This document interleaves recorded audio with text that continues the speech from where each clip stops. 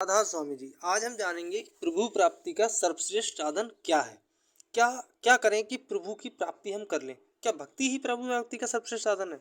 तो कहते हैं कि बार मथे घृत होई बर, सिकता ते बर तेल, और बिन हर भजन न भवै, तरु ये सिद्धांत अपील। कि पानी को मथने से भले ही घी उत्पन्न हो जाए, बालू को पेरने से भले ही तेल निकल आए, पर यह सिद्धांत अटल है कि परमात्मा के भजन अर्थात शब्द की साधना के बिना संसार सागर को पार नहीं किया सकता। भक्ति ही प्रभु प्राप्ति का सर्वश्रेष्ठ साधन है। प्रारंभ में ही यह समझ लेना आवश्यक है कि भक्ति से तुलसीदास जी का तात्पर्य बाहरी पूजा पाठ करना, भक्ति के गीत गाना, कीर्तन करना, तिलक लगाना, तीर्थों में जाना, व्रत उपवास करना या अन्य बाहर मुखी क्रियाओं में लगना नहीं है। तुलसीदास जी तथा अन्य संतों का भक्ति से अभिप्राय एक निश्चित प्रकार के अंतर्मुखी अभ्यास या साधना से है, जिसका पूरा भेद भक्ति में पूर्णता प्राप्त किए हुए किसी पूर्ण संत से प्राप्त किया जाता है। ऐसे पूर्ण संत या महात्मा को जो भक्ति में लीन होकर परमात्मा का ही रूप बन गए होते हैं। आज की यह सत्संग की वीडियो नाम भक्ति तो स्वामी तुलसीदास की राधा स्वामी सत्संग व्यास की पुस्तक से लिया जा रहा है। तो सारे सत्संगी भाइयों से ये अनुरोध है कि वीडियो को अंत तक सुनें और पसंद आए तो वीडियो को लाइक करें और चैनल को सब्सक्राइब करें और अधिक से अधिक शेयर करें। तो फिर शुरू करते हैं।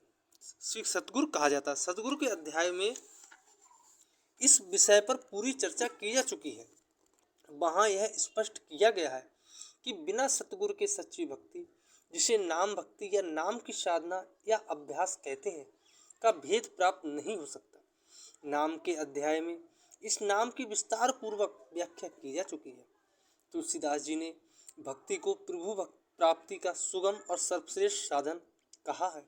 इसका कारण यह है कि भक्ति आत्मा के परमात्मा के प्रति स्वाभाविक आकर्षण और उसके मूलभूत प्रेम संबंध पर आधारित है, और भक्ति की साधना में योग, वैराग्य, तपस्या तथा अनेक प्रकार के हठ कर्मों के समान शरीर को नाहक कष्ट देने की आवश्यकता नहीं होती, पर भक्ति के अभ्यास यानी साधना को पूरी लगन के साथ पूरा करना भक्त के लिए अत्यंत आवश्यक है।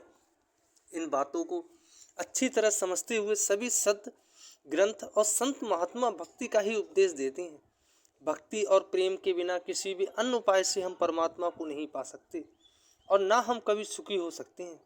तुलसीदास जी ने स्वयं राम के मुख से भक्ति को प्रभु प्राप्ति का सुगम साधन कहलवाया है। कहते हैं, भगत की साधन कहू बखानू, सुगम पंथ मोहि पावई प्राणु। प्रभु प्राप्ति का सुगम और सर्वोत्तम साधन होने के कारण ही सभी ज्ञानी महात्मा इसकी याचना करते हैं तथा इसकी महिमा गाते हैं। जिसे भक्ति का यह सुगम साधन नहीं सुहाता, वह सचमुच अज्ञानी है। तुलसीदास जी कहते हैं कि हमें यह बात अच्छी तरह अपने हृदय में बिठा लेनी चाहिए कि केवल प्रभु भक्ति या प्रभु प्रेम द्वारा ही हम इस लोक और परलोक दोनों में सुख पा सकते हैं तथा अपने सच्चे निस्वार्थ को सिद्ध कर सकते हैं। कहते हैं, स्वार्थ सांच जीव कहूँ यहाँ, मन क्रम वचन राम पद नेहा। सखा परम परमार्थो एहू, मन क्रम वचन राम पद नेहू। इसलिए तुलसीदास जी कहते हैं कि जब स्वार्थ और परमार्थ सभी एक प्रभु राम की ओर से ही सुलभ है, तब किसी दूसरे दरवाजे पर दीनता दिखाना उचित नहीं। राम रूपी कल्प वृक्ष को छोड़कर दूसरे की सेवा में लगना निष्फल है।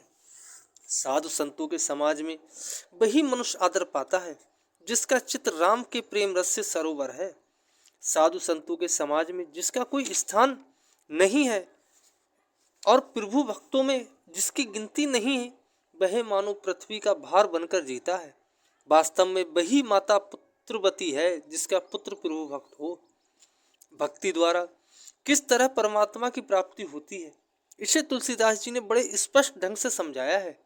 उनके अनुसार सच्ची भक्ति जो प्रभु भक्ति का सरल और श्रेष्ठ साधन है, प्रभु की कृपा से ही किसी बिरले जन को प्राप्त होती है। जब प्रभु की कृपा होती है, तब वह किसी विशुद्ध अर्थात सच्चे या पूर्ण संत से हमारा मिलाप करा देता है। संत के चरण कमलों में दृढ़ प्रेम लगाने, उनका सत्संग सुनने और उनके उपदेश के अनुसार मन वचन कर्म से नियम पूर्वक भजन करने से भक्ति दृढ़ हो जाती है और परमात्मा हमारे हृदय में प्रकट हो जाता है।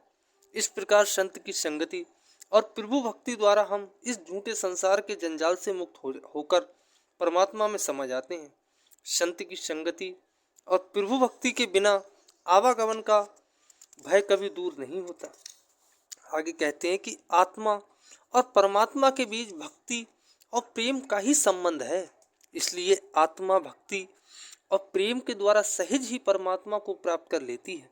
जो प्रभु चराचर विश्व में व्याप्त है वह प्रेम के द्वारा भक्त के हृदय में उसी तरह प्रकट हो जाता है जैसे कांट में छिपी रहने वाली आग कांट से रगड़ने पर अपने आप प्रकट हो जाती है। तुलसी ने शबरी राम संवाद में स्वयं राम के मुख से यह कहलवाया है कि प्रभु केवल भक्ति का ही नाता मानता है।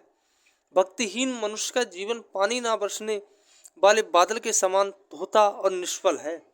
जात पात कुल परिवार धन संपत्ति और सांसारिक मान बढ़ाई का भक्ति और प्रेम के मार्ग में कोई महत्व नहीं है, बल्कि संतजन इन्हें प्रभु भक्ति के बाधक मानते हैं। ये सब माया के रूप है, परमार्थ के नहीं। कहते हैं राम ही केवल प्रेम प्यारा, जान लेऊ जो जानन हारा। जब संसार की निस्वार्थता की समझ आती है तब जीव परमात्मा से यही विनती करता है कि हे प्रभु अब ऐसी कृपा करें कि सबकी ममता को त्याग कर मैं दिन रात भजन में ही लीन रहूं।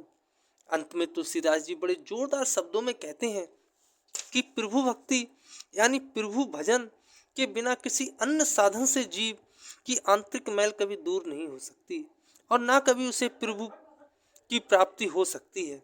वह कहते हैं कि कछुए की पीठ पर भले ही बाल उग जाएं, बांध्या का पुत्र भले ही किसी को मार डाले, बांध्या का पुत्र हो ही नहीं सकता, क्योंकि यदि पुत्र हो तो उस स्त्री को बांध्या नहीं कहा जा सकता।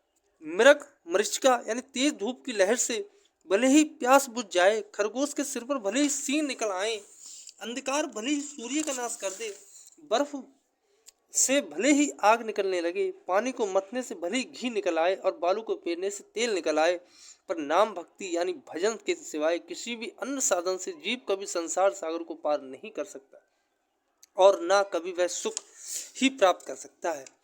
कहते हैं छूटई मल के मलही के धोए, घृत के पाँव कोई बार बिलोए, प्रेम भगत जन बिन रघुराई, अभी अंतरमल कभू न जाए। तो आज की सत्संग की ये छोटी सी वीडियो हम यहाँ पर ही समाप्त करते हैं और सारे श्रोताओं से ये निवेदन है कि अगर सत्संग की वीडियो समझ में आई हो और पसंद आई हो तो चैनल को सब्सक्राइब करें और वीडियो को लाइक करें और अधिक से अधिक शेयर करें। राधा स्वामी जी।